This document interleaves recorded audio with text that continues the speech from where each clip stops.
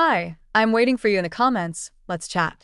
This is a story about a woman who discovers that her fiancé is being accused of sexual misconduct by his younger adopted sister and cousin. Everyone around her knew, but kept it from her. As she tries to uncover the truth, whether the girls are lying or if he's truly guilty, she is forced to face betrayal, heartbreak, and the complete loss of trust in the family. Chapter 1. When everything seemed normal, I always thought I knew my fiancé. We've been together for almost 3 years, but we've known each other for 15, since childhood. We used to be neighbors, and I became friends with his older sister, so his family always felt like my own. Then they took in 4 adopted children. His youngest sister was one of them. Everyone said she and my fiancé were especially close. I noticed it too, especially when I stayed with them for a while, but I tried not to think much of it. Last spring, we found out I was pregnant. He was thrilled. I was scared but excited. His little sister didn't take it so well. She looked at me coldly, barely spoke, even though we used to get along. And then, 2 months later, she announced that she was pregnant too. She was only 16. Her boyfriend was living with us at the time, so it wasn't all that surprising. What was strange was how quickly we became close. Despite nearly a 10-year age gap, we started bonding like real friends. We were both expecting, both nervous, both afraid for our babies. And then both our little ones ended up in the NICU. That brought us even closer. We cried together, held hands, promised each other everything would be okay. But when the babies came home, something changed. She changed. She started drinking. Dressing provocatively, like she was 25, not 16. She fought with her mom, became distant with her brother, but watched him strangely, like she thought no one noticed. About 3 months later, she asked if she could move in with me and my fiancé. We said that could only happen after her 18th birthday. She was offended, stopped coming around, stopped texting. I noticed her family began treating me differently. Like they knew something I didn't, and I asked them directly, did I do something wrong? They said no, said everything was fine, but I didn't believe them. And then I saw it in my fiancé's eyes. When I asked him if he loved me, he looked away. His face froze. He couldn't say a word. And I knew something had happened. Something they weren't telling me. Chapter 2. The silence between us. It started with a knock on the bathroom door. I was brushing my hair when I heard it. Not urgent, not soft either. Just hesitant. I opened it to see him standing there. Pale. Eyes darting to the floor. "Can we talk?" he asked, voice almost a whisper. My heart clenched. I knew that tone. It was the tone someone used when they were about to shatter your world. "Sure," I said, placing the brush down slowly. We sat on the edge of our bed. The room felt colder than it had 5 minutes earlier. He didn't look at me. "Please, just don't get mad," he started. My breath caught. "Don't yell. Don't go fighting anyone." My body tensed. Why would I do that? Silence. Then he said it. "My sister. And my cousin. They said I did something." My world stopped turning. "What?" I asked, already knowing I wouldn't like the answer. "My sister said I did something, but she won't say what.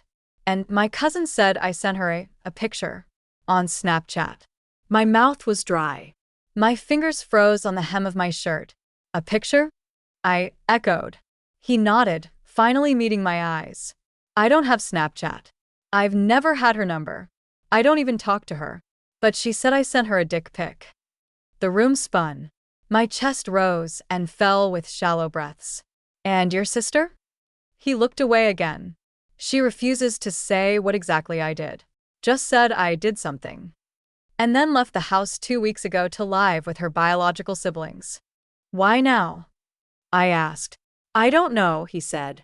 "I swear I don't know." My voice shook. "And you weren't going to tell me?" He opened his mouth but didn't speak. I felt my throat tighten. "You let me sit in that house," I whispered. "You let me smile at her, play with her baby, plan our wedding. All while they thought you were some kind of—" "I didn't do anything," he said quickly. "I swear."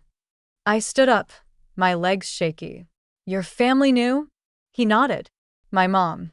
my uncle, my dad. They made me go over there and apologize. I blinked. Apologize? For something you didn't do. They thought it would make things easier. Calm them down. I felt sick. And what happened when you apologize? He hesitated. She hugged me. She what? Wrapped her arms around me, buried her face in my chest, said, "It's okay," and went back inside. I stared at him, every nerve in my body vibrating with rage and confusion. You let her touch you like that after what she accused you of? I didn't know what to do, he said, voice cracking. Everyone was just watching. I sat back down, this time facing away from him. Why would she lie? I don't know. Why would she wait all these years? And then suddenly say something after we got pregnant? I don't know. I thought back to how she looked at me when I announced my pregnancy. Cold, distant, like something had been taken from her. And then 2 months later, she was pregnant too. I shook my head. None of this made sense. Or maybe it made too much sense. Chapter 3. The questions that won't die that night. I couldn't sleep. I lay in bed, facing the wall, while he curled up behind me, afraid to touch me. I felt his presence, the tension in his body, but I couldn't bring myself to say anything. My mind was too loud. Every smile she gave me, every moment we shared as new mothers, every casual laugh in the kitchen. Were those all lies? Were they masks? Or was I the one being blind? I replayed the timeline over and over in my head. The day I told them I was pregnant. Her reaction, quiet but clearly upset. The day she told us she was pregnant. Her words, "Guess we'll both be moms." Was there resentment in her voice? Or was it fear? I remembered when she asked to live with us. She didn't beg. She didn't explain. Just said she couldn't stay there anymore. We said no, not until she turned 18. That was the last time she came over. Did she feel abandoned? Did she see me as the reason her brother was unavailable? Was she trying to break us apart? But why in this way? And then there was the cousin. I had barely spoken to the girl. 18, barely an adult. And now saying he sent her a photo? I knew my fiancé. He barely touched his phone unless it was for work or directions. He didn't even have Snapchat. I had checked his phone more times than I cared to admit. Not once had I seen anything like that. But what if I missed something? What if he deleted it? What if? No. I had to stop thinking like this. If I couldn't trust him, then what did we have? But wasn't that the point? They'd already torn the floor out from under me. My reality had shifted, tilted just enough to make me question everything. And then there was the apology. The thing I couldn't get past. He had apologized. Stood in front of them, his sister, his cousin, and said sorry. For something he swore he didn't do. What man does that? What innocent man does that? But then again, he'd always tried to avoid conflict. Even when someone else was wrong, he'd take the blame just to keep the peace. Maybe that's what happened. Maybe he was scared. Maybe his uncle and dad pressured him into it. But why hug him? Why the embrace? If he was guilty, why comfort him? And if he wasn't, why did she touch him like that? No one had answers. And yet everyone around me seemed to be carrying pieces of the puzzle, just not giving them to me. They all stayed silent.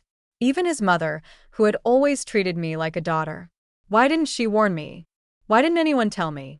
What was I supposed to do now? I had a baby, a future planned, a wedding in motion. And suddenly I was being asked to believe either that the man I loved had done something unforgivable, or that 2 girls, 2 young women were lying. About everything.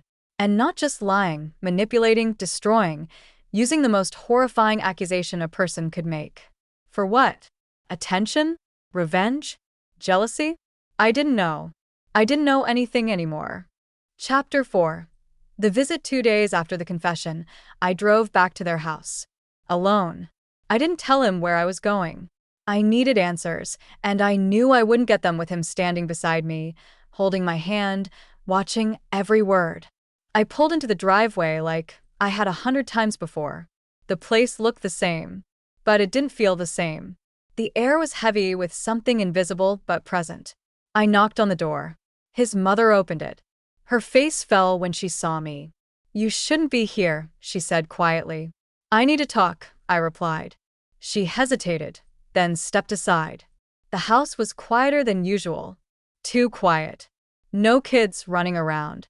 No sound from the kitchen. I followed her to the dining room, where she sat down heavily at the head of the table. I didn't sit. "Why didn't you tell me?" I asked.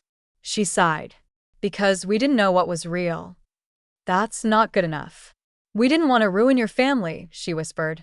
"Your future." I blinked. "So instead you let me build it on a lie?" "We didn't know what to believe," she said again. "You had him apologize." He agreed. "Did he?" She looked at me then. Really looked. "He was terrified," she said. "They came to us late one night. His sister crying. The cousin shaking. Saying he had done things. But no details? Nothing. Just vague words.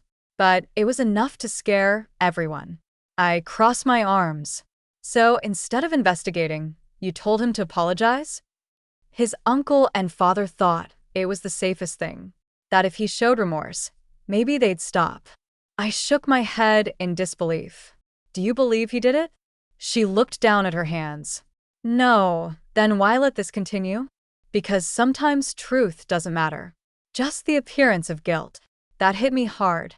I sat down, suddenly tired. She hugged him. I said, "I know." She said, "It's okay." Like he had spilled juice on her shirt, not whatever she was accusing him of. "That's what made me doubt it all," she admitted. "And the cousin? We caught her with her own brother once. It was bad. We had to separate them legally." My stomach turned. "She's not stable," his mother continued. "But she's convincing. She knows how to cry at the right time, how to act broken." "So you think they're lying?" She hesitated. "I think they believe something. I think they've rewritten reality in their heads. Maybe out of jealousy. Maybe pain.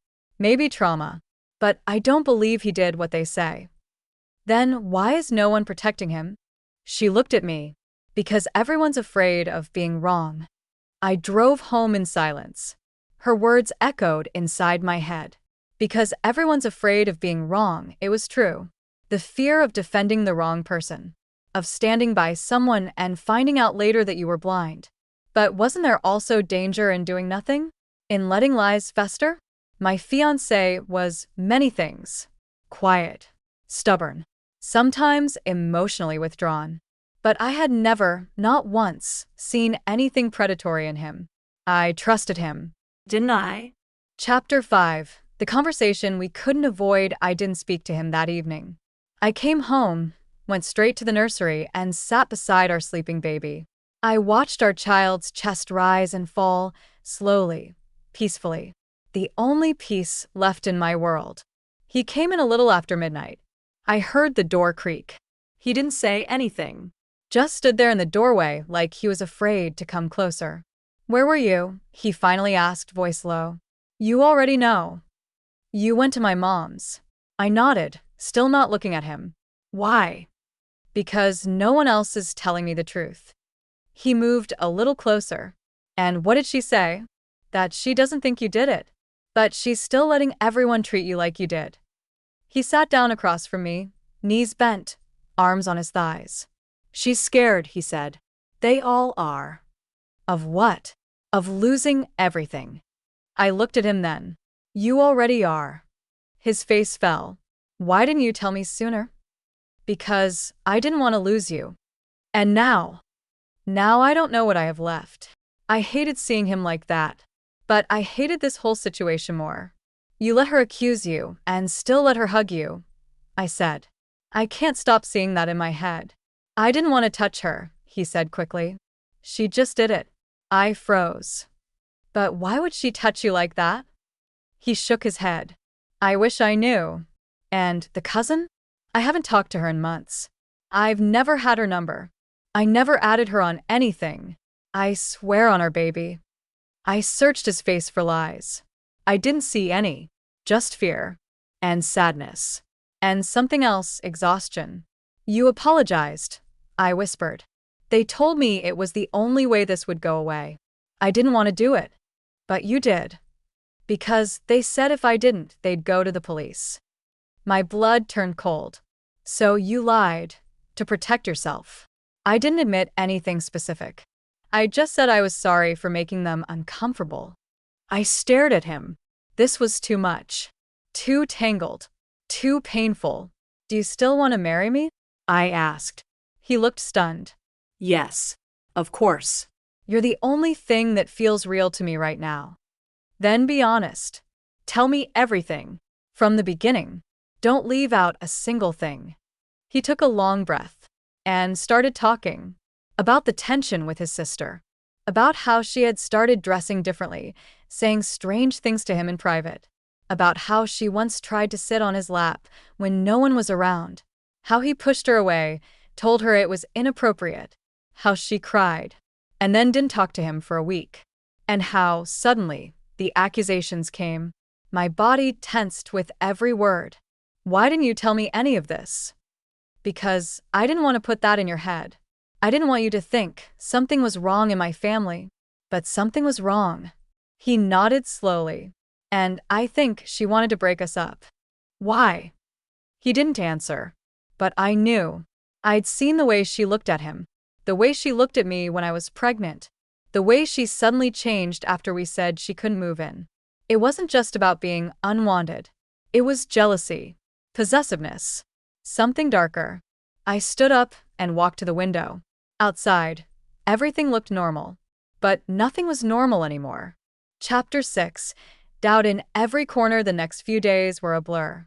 I took care of the baby. I made breakfast. I kept the house in order. But I was somewhere else entirely. My thoughts wouldn't let me rest. Every time I looked at him, I remembered something new. A moment. A glance. A hesitation. Things I never questioned before were now painted with suspicion. And yet, no part of me could say, with certainty, that he had done what they said. The opposite, in fact. My instincts, my gut, still whispered, he's telling the truth, but instincts didn't fix broken trust. Instincts didn't quiet fear. One night, while he was putting the baby to sleep, I sat alone in the living room, scrolling through my old messages with his sister. There were photos of us. Pregnant bellies side by side. Inside jokes. Late night venting about swollen ankles and contractions. One message stood out. It was sent a few weeks before she stopped coming over. You're lucky, she had written. Asterisk, you get everything. The baby. The house. Him. Asterisk, I remembered that message now, and how I'd brushed it off as a hormonal rant. I hadn't realized how deep it cut her, or how much she resented me. I put the phone down and leaned back. Could jealousy make someone do this? Or was it something more? Something rooted deeper, something older than me, older than our relationship. Maybe something that had always been there, waiting. I thought about the stories his mother had told me, about his sister's childhood, the trauma she carried, the years of abuse before she was adopted. Was this her way of processing it? Of projecting it? Or was I trying too hard to rationalize something irrational? I didn't know. That night, I dreamed I was drowning. In a bathtub, water rising slowly, my child crying just out of reach. And I couldn't move, couldn't scream, couldn't breathe. I woke up gasping, the sheets soaked with sweat. He was already awake, sitting on the edge of the bed, his shoulders hunched. Are you okay? He asked without turning around. Bad dream, I murmured. He nodded but said nothing else. The silence between us was now normal. A constant presence, like a third person living in the house. Watching, listening, waiting for one of us to break. Chapter 7. A visit from the past. A week after the dream, I got a call. It was her, his sister. Her name flashing on my phone felt like a blade to the chest. I let it ring 3 times before answering. Hello. Hey, she said casually, like nothing had happened. Her voice was calm. Too calm. Why are you calling me? I asked flatly. I just wanted to talk. Woman to woman. I almost laughed. About what? About how you accused my fiancé of one of the worst things a person can be accused of. She sighed. I knew you'd be mad. You think I'm mad? Okay. Look, I didn't call to fight. I said nothing. Can I come by? Just for a few minutes. Every part of me screamed no, but a smaller voice, deep inside, said yes. Maybe this was the only way I'd get the truth. Fine, I said. Come alone. 30 minutes later, she was standing on my porch, wearing a loose sweater, leggings, her hair tied up. She looked tired. Not broken, not scared. Just tired. I let her in. We sat in the kitchen. The same kitchen where we once shared midnight snacks and belly laughs over baby names. Now it felt like a courtroom. Why are you really here? I asked. She looked at me for a long time. Because I miss you. I blinked. You miss me? You were like a sister to me. Then why did you try to destroy my life? Her jaw tightened. I didn't. That's not. You accused your brother of sexual assault. You told people he did something to you. You told your cousin the same. Then you waited. You let me stay in your house, play with your baby, plan my wedding, while you smiled to my face. She looked down at her hands. It wasn't like that. Then what was it like? Silence. And then, I don't know, she whispered. I was confused. I felt strange around him. What do you mean, strange? I don't know. Just things felt off. I didn't feel safe. I stared at her. Did he ever touch you? No. Not like that. Not really. Not really? He looked at me weird sometimes. Or he'd say something, and I'd take it the wrong way. I don't know. So you lied. She shook her head violently. I didn't lie. I felt it. In my gut. I felt like something was wrong. And when I talked to our cousin, she said she felt it too. I swallowed hard. You didn't feel safe, so you told people he assaulted you? I didn't say he raped me, but you let people think that. I didn't know what else to do. Her voice cracked. Tears welled in her eyes. He changed. After you moved in. After the baby. He was distant. Cold. I thought maybe he hated me. So, you punished him? She didn't answer. You ruined him, I said. You ruined us. I didn't mean to. You still can fix it. You can tell the truth. She looked at me, the tears now falling freely. No one would believe me. They'll just say, I'm lying now. I stood up. I didn't want to hear another word. You need to leave. She didn't argue. She walked out, head low, closing the door softly behind her. I stood in the kitchen for a long time after that, staring at the chair where she sat, wondering if she had just confessed. Or lied again. Chapter 8. Fractures in the foundation. I didn't tell him. She came by. Not at first. I couldn't. I needed time to process what she'd said, if anything she said could even be called a confession. The line between truth and perception had blurred beyond recognition. She never claimed anything specific. No act. No moment of absolute violation. Just discomfort. Vague feelings. A sense of being unsafe. And somehow, that feeling had turned into a weapon. One that she pointed at her own brother. One that nearly destroyed the family. But she hadn't acted alone. There was still the cousin. And the cousin's claim was much more direct. I couldn't ignore that. And yet, I had to remind myself, this was the same cousin who'd been caught in an incestuous relationship with her own brother. She'd been removed from the home. Legally separated. Her credibility was broken long before she pointed a finger at anyone. But that didn't mean she couldn't cause damage. That's the thing no one tells you about lies. It doesn't matter if they're believable. If they're loud enough, they echo forever. I was sitting in the nursery again that night, feeding the baby, when he came in. He sat on the floor beside me, quietly. Are we going to talk? He asked after a while. I didn't look at him. About what? You've been somewhere else since you got back from my mom's. I nodded slowly. She came by, I said, finally. He stiffened. Who? Your sister. He closed his eyes, like hearing her name physically hurt. What did she say? I hesitated. She said she missed me, that she felt strange around you, that she never claimed anything specific. Did she admit she lied? Not directly, but she didn't deny it either. He let out a long breath, shaky. I don't know how to fix this, he said. You can't, I whispered. He looked at me. Do you still believe me? I turned to face him fully for the first time in days. I believe you didn't do what they say you did. He nodded, but I could see the pain in his eyes. But I continued. That doesn't mean this didn't damage us. I know, because now I live with the knowledge that people can twist reality, that the people closest to us can throw matches at everything we've built and watch it burn. He looked away, ashamed. You didn't do anything to her, I said. But you did keep it from me. You let me live in the middle of it, blind. You apologized just to make it go away. And I had to find out from a whisper instead of from you. I was scared, he said again. So was I. The baby stirred in my arms. He reached out gently and stroked her hair. I never wanted this life for us, he said. Neither did I. But we have it. And we have her.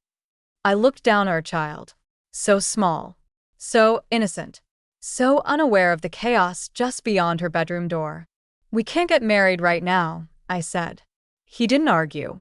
Not until I can breathe again without wondering what else I don't know. Okay. And not until you learn how to trust me with the truth, no matter how ugly it is. I'll do better, he said. I nodded. Maybe he would. Maybe we both would. Chapter 9. The lies that almost stayed 2 weeks past. Quiet, strained, but survivable. We talked more. We slept in the same bed again, but we didn't touch. The wedding plans were shelved, boxed away like fragile glassware no one dared lift. He was doing his best. I could see it in the way he moved around the house, the way he cleaned without being asked, how often he checked on the baby. But sometimes kindness can feel like a cover, and I was tired of wondering what was real and what was rehearsed. I started doing my own digging. I went back through his phone records. I called his carrier and requested history. No unknown numbers. No text messages to the cousin. No snapchats. He didn't even have the app installed. Then I called someone I hadn't spoken to in a long time, his older sister. My old best friend. We hadn't talked much, since she moved states away. Not out of conflict, just life pulling in different directions. But she always told it to me straight. She picked up on the third ring. Wow, she said. Blast from the past. Hey. I need to ask you something serious. Her voice changed instantly. What's wrong? I told her everything. The accusations. The apology. The fallout. I told her about her little sister's visit, her vague explanations, and how nothing made sense. She was quiet for a long time. She always had issues with boundaries, she finally said. What do you mean? She didn't grow up the way we did. She came from chaos. And sometimes chaos doesn't leave. It just sleeps inside you, waiting. You think she lied? I don't know what happened. But I know my brother. He's not perfect. He can be emotionally shut off. But he's not a predator. I swallowed. And the cousin? She hesitated. She's been troubled. For a while. You know about what happened with her brother, right? Yeah. That whole situation opened wounds in the family that never fully closed. It made people paranoid. Scared. Everyone started walking on eggshells. So, they projected it? I don't know. Maybe. Why didn't anyone say anything? Because shame makes people stupid. And fear makes them quiet. I leaned back on the couch, hand over my eyes. I feel like I'm going crazy. You're not, she said. You're just standing in the middle of other people's storms. It's not your chaos, but now you have to clean it up. We talked a little longer. When I hung up, I felt lighter. Not relieved. Not resolved. But like I had one more piece of the puzzle. That night, I looked at him across the dinner table. And for the first time in weeks, I reached for his hand. He flinched, just slightly, but then took it. I want to try, I said. But I need one thing. Anything. No more secrets. Not from me. Not ever again. I promise. I believed him. Not because I wanted to, but because the truth had finally started to speak louder than the lies. Chapter 10. The Cost of Silence. We started going to counseling. Not together at first. Individually. He needed space to process what it meant to be accused of something unspeakable. I needed space to process what it meant to love someone accused of it. The therapist told me something that stuck. Silence can be self-defense. But when silence replaces truth, it becomes betrayal. That was exactly what it felt like. Betrayed. Not because he did something monstrous, but because he hid, even when he should have spoken. He let me walk into rooms full of whispers and sideways glances, and he said nothing. Let me bond with his sister, hold her baby, smile beside her, when she'd already planted a lie that could ruin us. Let me sit next to his cousin at family dinners. Laugh. Share wine. All while knowing what she'd accused him of. That was the part one couldn't forget. That was the silence that cost us everything. During one of my solo sessions, I asked the therapist, why would someone lie about something so serious? She gave me a quiet look. Sometimes it's pain. Sometimes it's power. And sometimes it's both. What do I do with that? You protect what you can. And you forgive what doesn't deserve space in your future. I wasn't ready to forgive, but I was ready to decide what stayed and what didn't. I wrote letters I didn't send, to his sister, to his cousin, even to his parents. I wrote one to myself too. It read, "You did your best with what you knew. When you knew more, you did better. That's what strength looks like." I cried the day I wrote that, not out of sadness, out of exhaustion, out of finally letting go of the pressure to fix what I didn't break. Later that week, he and I went for a drive. No music, just the sound of tires on pavement. Do you think they'll ever admit it? I asked. He didn't answer right away. I don't know. I don't think it matters anymore. It matters to me. Yeah. I know. I looked over at him. He looked older than his 25 years. Not aged in appearance, but in weight. In burden. Do you ever wish we hadn't gotten together? I asked quietly. Never. Even with all this? Especially with all this. Because if I had to go through this alone, I don't know that I would have made it. I nodded. I didn't respond. Some truths don't need answers. They just need air. When we got home, I tucked the baby in, and then I stood in the doorway of our bedroom, watching him fold laundry. Something so simple, so ordinary. And I realized that's what I missed most. The ordinary. The version of us before the accusations and apologies. Before every conversation felt like walking across thin ice. And I wanted it back. Not just for us, but for the family we were building. Chapter 11. The mirror we avoided. There's a moment that comes after everything. After the fight. After the lies. After the silence. It's not dramatic or loud. It's quiet. A stillness that follows the storm, when there's nothing left to say, only the decision to stay or to walk away. I reached that moment one evening, standing in front of our bathroom mirror. Not brushing my teeth. Not fixing my hair. Just looking. At myself. At the woman who had lived through accusations, betrayal, and doubt. And somehow still stood tall. My reflection didn't look sad. It looked tired but not broken. I turned and found him leaning on the doorframe behind me, watching me watch myself. "Do you believe me?" he asked, voice low. "Yes," I said, and I meant it. "Do you forgive me?" "Not yet. But I want to." That night, we talked again, really talked. No interruptions. No circling around hard truths. I asked what happened the day he apologized.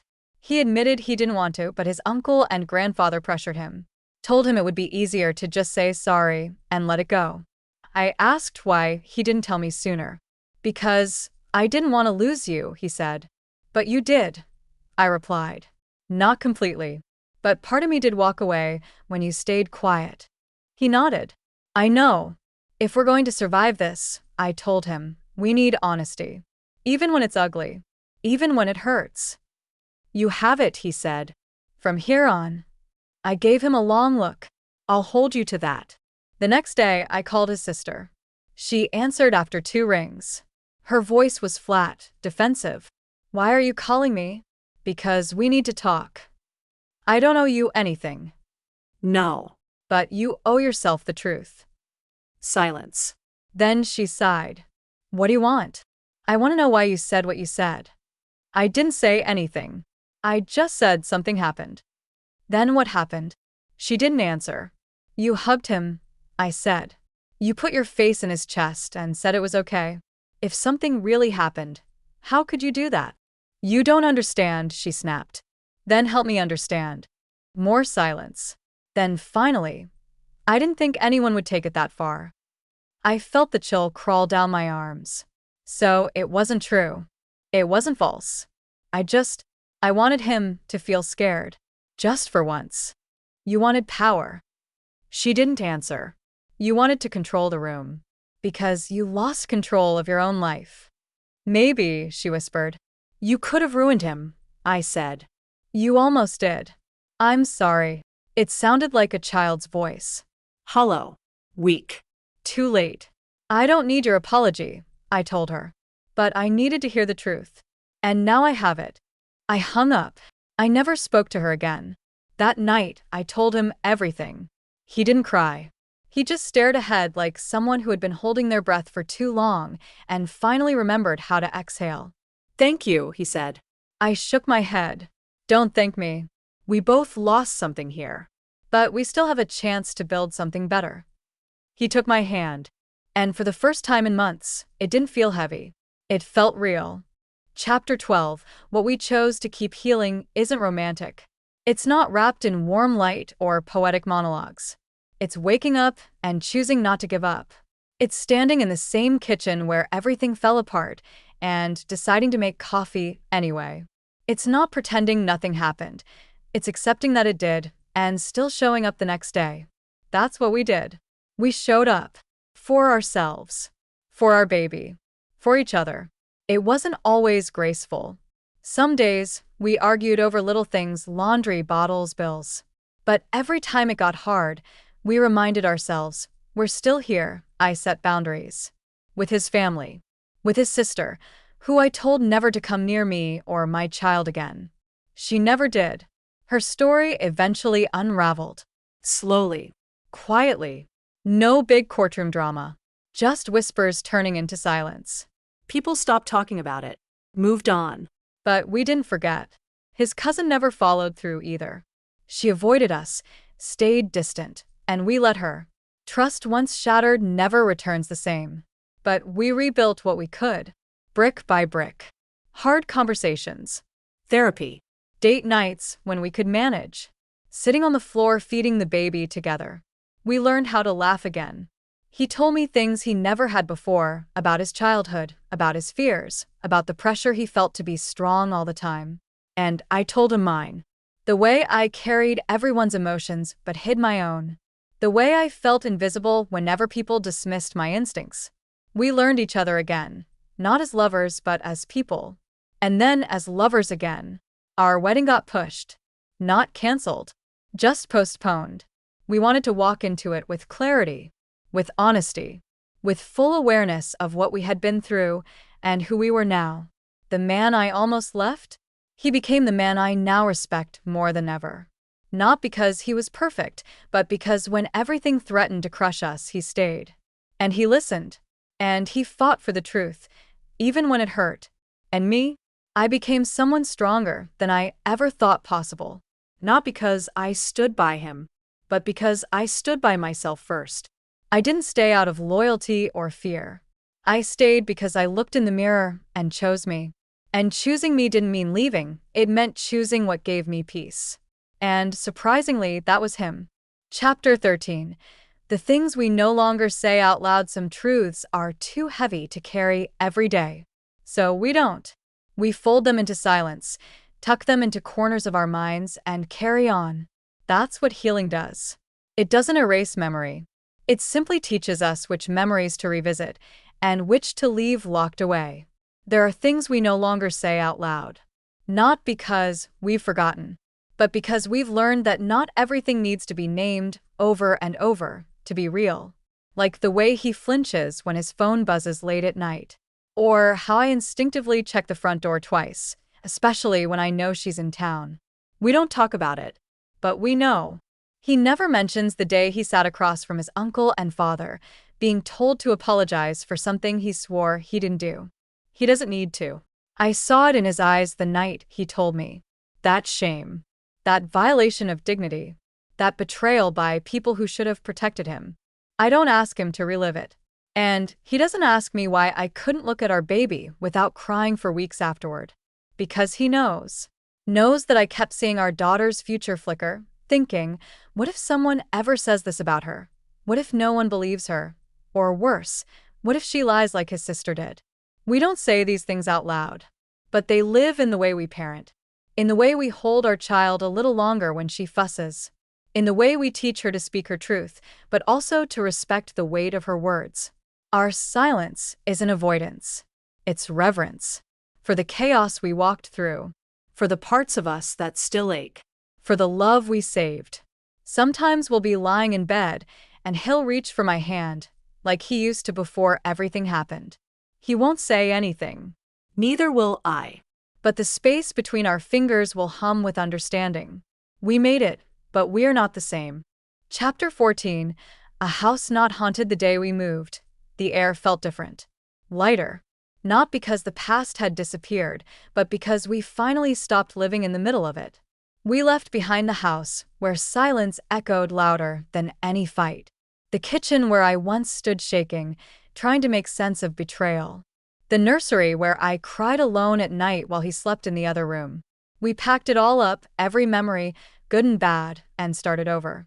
The new house was smaller, but it felt like ours. No one had history here. No one had secrets in these walls. On the first night, we sat on the floor, eating takeout from paper boxes while the baby slept in her new crib. He looked around and said, "It's quiet. It's safe," I replied. And it was. Not because nothing bad could ever happen again, but because we were different people now, not afraid to face it if it did. I hung new curtains. We painted the bedroom a soft gray. He built a bookshelf from scratch, even though he had no idea what he was doing.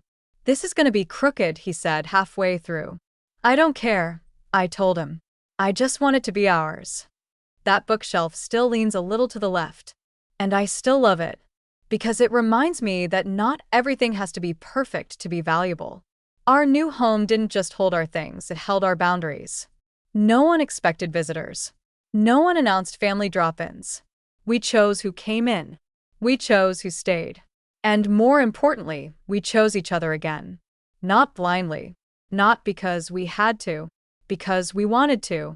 He asked me once, while we were folding laundry, "Do you think we'll always have to talk about it?" "No," I said. "But we'll always remember it." He nodded. "Does that scare you?" "No," I said, folding a towel. "What scares me is forgetting how far we've come." Some days still feel heavy. Sometimes something I see or hear will take me right back to that first night when he told me, "Please don't be mad." But those moments pass. I've learned how to walk through them instead of letting them drown me. And he walks with me now. Not ahead. Not behind. Beside me. In a house that is not haunted. Only lived in. Fully. Chapter 15. The wedding we rewrote. We didn't cancel the wedding. We rewrote it. Stripped it down to its bones and asked, what is a vow worth if it's made in fear? What is love if it survives only in silence? I remember sitting at the kitchen table, napkin in hand, tearing up the old guest list. "I don't want half these people there," I said. "They didn't protect us. They didn't protect the truth." He looked up from his coffee and nodded. "Then we don't invite them. Even your family? Especially my family." That was the moment I realized something had shifted for good. Not only had he chosen me, he was finally willing to stand with me, even if that meant standing apart from blood. We didn't have bridesmaids or groomsmen. No flower girls or choreographed dances. Just a justice of the peace, our daughter, a photographer, and a small hilltop behind our new house. I wore ivory. He wore his nerves like a second suit. And when it came time to speak, he didn't read from a note card. He spoke from the scar. "You've seen me at my worst," he began. "And you didn't look away. You held me accountable, even when it would have been easier to leave." My chest tightened. "I never deserved that kind of love," he said. but I promise for the rest of my life to grow into the man who does. I didn't cry until I spoke, because it wasn't just vows I was making, it was a reclamation of my voice, of my future, of the version of myself that never stopped fighting for the truth, even when it made me the enemy in someone else's story. This isn't the love story I thought I'd have, I told him, but maybe it's the one I was strong enough to survive. And that makes it sacred. When we kissed, there was no applause, only wind and silence And peace. Our daughter clapped, one chubby hand barely catching the other. We laughed. For once, it wasn't a bitter sound. It was full of life, of hope.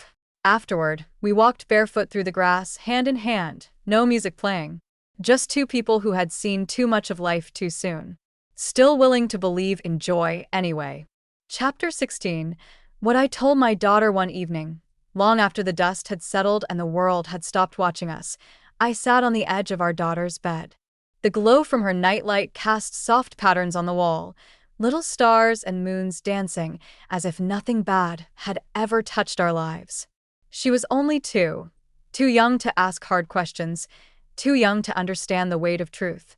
But I knew that day would come, and I wanted to be ready. I brushed a curl off her forehead and whispered, "You're safe. Always." But in my chest, another thought pressed against my ribs. What will I tell her when she's old enough to ask what happened? Not just about her father, or his sister, or the chaos that nearly tore our family apart, But about me. about who I became in the middle of it all. I won't tell her fairy tales. I won't lie and say her father was innocent just because I loved him. And I won't let bitterness rewrite history into something sharp and unforgiving either. I'll tell her the truth, carefully, gently, and with courage. I'll tell her that sometimes people lie. And sometimes they lie because they are hurting, because they don't know how else to scream for help. I'll tell her that families are complicated, and love doesn't always mean safety. That silence is not loyalty. That forgiveness is not permission. And that her mother, me, had to learn all of this the hard way. I'll tell her that I once stood in the middle of a storm where no one else believed me, where lies spread faster than fire, and I stayed anyway. Not because I was weak, but because I wanted to see the truth to the very end. I'll tell her that her father was broken. Not evil. Not perfect. Just broken. And that I chose to build something new with the broken parts because I saw him trying. Not every woman would have made that choice. And I would never fault them for walking away. But I stayed, with my eyes open. And that's what I'll teach her. Never stay blind. Never shrink for someone else's comfort. Never choose silence over your own peace. I'll tell her that sometimes people will ask her to smile through injustice. To be the quiet one, the good girl, the easy woman. And I'll tell her how I said no, over and over, even when my voice shook, especially then. She stirred in her sleep, and I kissed her cheek. "The world will try to tell you who you are," I whispered. "Don't let it." I stood in the doorway for a long time, watching her breathe. And I realized something. I used to be afraid that she'd ask too many questions. Now I hope she never stops. Chapter 17. When forgiveness isn't the ending, everyone talks about forgiveness like it's the finish line. Like once you say the words, "I forgive you," everything resets. The weight lifts. The pain dissolves. The story closes. But that's not what forgiveness was for me. Not even close.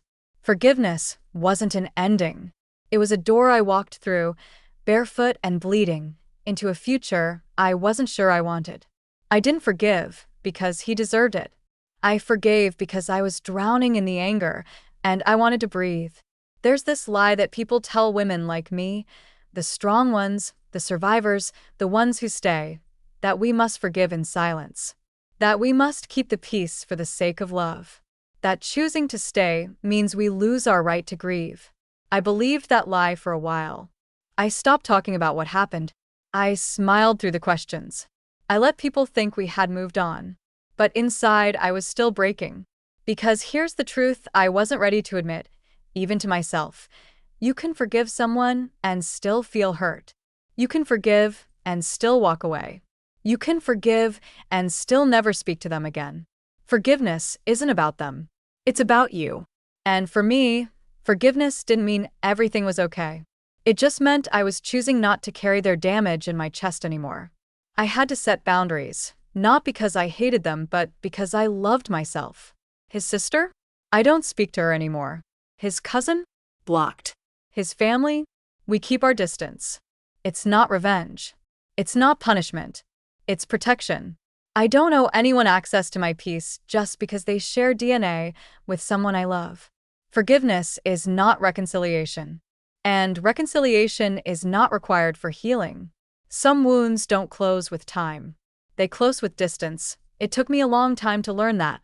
I used to think drawing a line was harsh. Now I know it's holy. Forgiveness didn't fix our story. It gave me the strength to rewrite the ending myself. And this time, I wasn't writing for them. I was writing for me. Chapter 18. The people who stayed in the chaos of betrayal. The loudest thing is often silence. People disappear when you need them most. Friends who once called every day go quiet. Family members become neutral observers, afraid to choose sides. The room fills with ghosts of loyalty, and it's easy to think, maybe I'm alone in this, but I wasn't. Not entirely.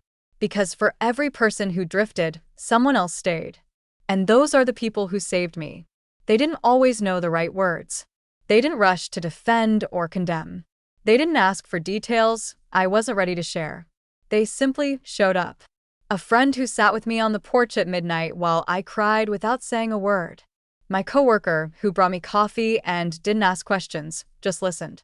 A neighbor who offered to watch the baby for an hour so I could sleep. Little things. Small gestures. But they meant everything. Sometimes it wasn't even people I expected. A friend of a sister, someone I barely knew, reached out quietly and said, I believe you.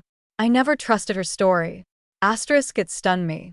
Not because I needed validation from strangers, but because for so long I felt gaslit by the silence. Her words were a breath of air in a room that had been sealed shut. And then there was my therapist. She didn't flinch when I told her everything. She didn't push me to forgive. She didn't frame my pain as a spiritual lesson. She validated it, sat with it, helped me hold it without shame. These people, they didn't fix what happened, but they reminded me I wasn't broken beyond repair. In trauma, you lose trust not just in others, but in yourself. You question your judgment, your memories, your reactions. The people who stayed helped rebuild that trust brick by brick. Not by giving me answers, but by giving me space. They let me feel. They let me rage. They let me be, without making it about them. And that in itself was healing. I stopped needing everyone to understand. I stopped defending my decisions. I stopped explaining my boundaries. Because the people who mattered didn't need explanations. They just stayed. Chapter 19. The mirror doesn't lie. There's a moment after everything falls apart where you finally stand in front of the mirror, not to fix your hair or adjust your clothes, but to look. Really look. I did that one morning. The house was quiet. My son was sleeping. My fiancé had left for work. I walked into the bathroom, closed the door, and stood still. And for the first time in months, I made eye contact with myself. I didn't see strength. I didn't see beauty. I didn't see resilience. I saw a woman who was tired. A woman who had bent so far to hold everyone else together that she no longer recognized the shape of her own spine. A woman who smiled out of habit and nodded through pain. A woman who had been surviving, barely. I studied the lines around my mouth, the dark circles under my eyes, the tiny scar on my chin from when I fell as a kid. I whispered, I miss you. And I meant it. I miss the version of me that laughed freely. That danced barefoot in the kitchen. That trusted easily. That version of me wasn't coming back. But maybe, just maybe, someone new could grow from the ashes. I didn't need to be who I was before. I just needed to be honest about who I was now. The woman in the mirror? She'd been through hell. But she was still standing. Her heart had been cracked in places no one could see. Her hands shook sometimes when she thought too hard. But her eyes held something unbreakable. Clarity. For all the confusion, the doubt, the chaos. I knew this. I would not live a life where I had to shrink to be loved. I would not build a home where silence replaced safety. I would not choose people who didn't choose truth. The mirror didn't lie. And I stopped lying to myself. I wasn't okay, but I was healing. Not quickly, not neatly, but honestly, and that would be enough. Chapter 20. What love looks like now. Love used to look like promises whispered under blankets. Like staying up late planning baby names. Like texts that said, made it home safe, even though we both knew the route by heart. Love used to be easy. Or maybe I just believed it was. Now love looks different. It looks like boundaries. Like, I need space right now without guilt. Like, if you lie to me, we're done. And meaning it. Like holding hands, not because we're pretending we're fine, but because we're choosing moment by moment to try again. Or not. I used to think love meant staying no matter what. Forgiving no matter how deep the cut. That if you loved someone enough, you could outlast anything. But love isn't about endurance. It's about respect. About truth. About safety. I learned that the hard way. I learned that being ride or die doesn't mean letting yourself die inside just to stay. I learned that I'm sorry without change is manipulation dressed up in apology. I learned that trust isn't just earned once. It's earned every day. So, what does love look like now? Love looks like my baby's breath as he sleeps on my chest. Like morning sunlight through the curtains as I make coffee for one. Like texting a friend, I need you, and having her show up without question. It looks like therapy, like journaling, like crying at stoplights without shame. And sometimes, just sometimes, it looks like silence. Peaceful, uncomplicated, whole. I'm not saying I've figured everything out. I still have days where I miss who I thought he was, where I imagine alternate versions of our life, where the lies never happened. But I also have days where I breathe easier, where I laugh without checking who's watching, where I feel free. And that's love too. Love for myself, for my future, for the woman who stood in that mirror and chose to keep going. Love doesn't have to be tragic to be real. It doesn't have to hurt to mean something. So this is what love looks like now. Honest. Gentle. And mine.